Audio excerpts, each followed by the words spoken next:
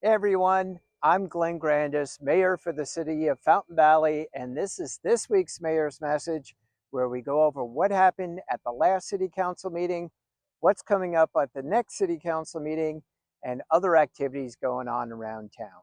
So first, let's talk about what happened at the last City Council meeting. First, Southern California Edison provided information to the city and the community about a vault replacement project that's going to occur over at Brookhurst and Edinger. That's going to start in November. Expect lanes to be blocked and traffic to be increased, so try to avoid the area if you can. Next, let's talk about some of the admin items. First, the City Council approved a motion to renew a prior failed motion to approve the second reading of an ordinance increasing council member compensation. So the second reading was approved and the motion passed. Next, the City Council accepted the proposal and award to professional services contract for MKN and Associates for the Water Master Plan and Water Rate Study. We expect that plan to take a few years to complete, but we're getting started on that now. Next, the City Council approved an agreement for a facility condition assessment for the Americans with Disabilities Act. So basically what we're doing is looking at all of the buildings within the city and put together a plan on how we can improve them and what needs to be improved over the next coming decade or so. The City Council approved the Second Amendment to site lease with options for SBA Monarch Towers 3 LLC cell tower.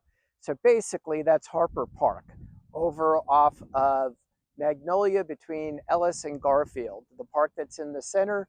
There was a brick enclosure that went in, and the neighbors came and talked to us over at City Hall. And whoever tells you can't argue with City Hall, well, here's one that worked. So what we've done is we've agreed with Southern California Edison to remove the existing infrastructure and dish network and move it over to the tree that's in the park.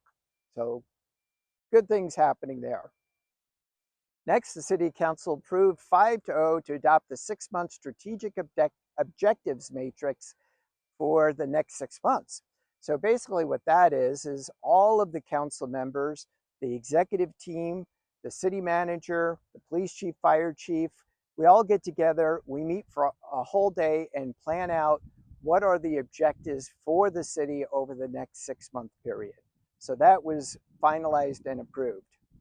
Let's talk about what to expect at the next City Council meeting.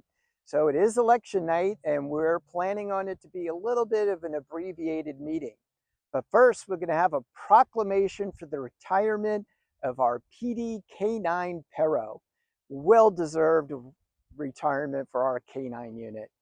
And we're going to have a few City of Kindness awards to Casey Hanley, Mike White, and Prem Balani, who are just fantastic volunteers in our community. Let's talk about what's going to be on the consent calendar.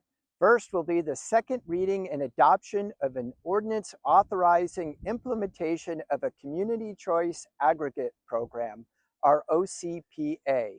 What that basically means is in the year, I believe it's 2026, you're going to have a choice on what power you want to purchase. Either continue through Southern California Edison, or you'll have a new choice of OCPA with different levels of renewable energy up to 100% of renewable energy. Again, it's all about choice for our residents. Also, we're going to consider the approval of a side letter with Dish Wireless for the removal of the wires facilities at the SCE Tower at Harper Park. Kind of what we talked about just a little bit earlier. Upcoming events. First, Halloween on Thursday. Have a great time out there and stay safe. On Friday, we're going to have Dia de los Muertos, an event at 3:30 over at the rec center, 3:30 to 6:30. So come on out and enjoy. Election day is coming up next Tuesday. Don't forget to vote. It's so important. On November 11th, we're going to have our Veterans Day ceremony. Special guest this year, a former classmate of mine, the first female general out of ever in the National Guard. and she's going to be our guest speaker, Laura Yeager. Come on out.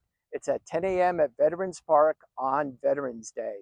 All right, just a reminder, next Tuesday night is the next election. If you choose to vote in person, you're going to have 4 choices conveniently located throughout Fountain Valley.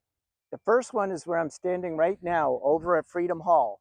We're 100 feet outside of Freedom Hall right now, and you can come over here starting right now and vote through election night. The second location is the Fountain Valley Rec Center. That's Brookhurst and Heil. The voting center and all the remaining voting centers will be open November 2nd through November 4th from 8 a.m. to 8 p.m. And on election day, they'll be open from 7 a.m. to 8 p.m. The third location is the center at Founders Village, also known as the Senior Center, on the corners of Bouchard and Talbert. Same hours, November 2nd through 4th, 8 a.m. to 8 p.m., and on election day, 7 a.m. to 8 p.m. And then the fourth location is the Fountain Valley School District building on the second floor, located at 10055 Slater Avenue, right across the street from City Hall and the police department. Again, same hours, November 2nd through the 4th, 8 a.m. to 8 p.m., and on election day, 7 a.m. to 8 p.m.